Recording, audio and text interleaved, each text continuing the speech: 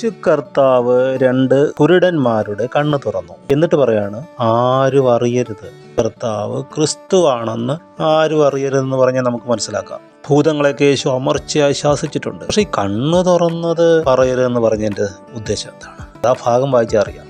2 അന്ധന്മാർ യേശുവിനെ വിളിക്കുന്നു, ദാവീദ് പുത്രാ, ഞങ്ങളോട് കരുണ തോന്നണമേ. യേശുവും ശിഷ്യന്മാരും നടന്നു പോകുന്നു.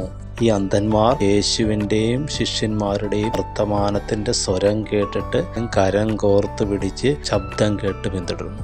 അവൻ എത്തിയ വീട്ടിൽ ഇവരും എത്തുന്നു. യേശു ഇവരോട് ചോദിക്കുന്നു, എനിക്കിത് ചെയ്യാൻ കഴിയുമെന്ന് വിശ്വസിക്കുന്നോ?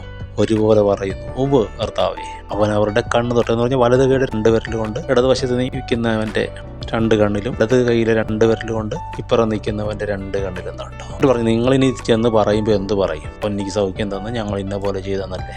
അത് ഇമിറ്റേറ്റ് ചെയ്യും. അങ്ങനെയല്ല, വിശ്വാസം വെളിപ്പാട് പ്രാപിച്ചുണ്ടാകേണ്ടതാണ്.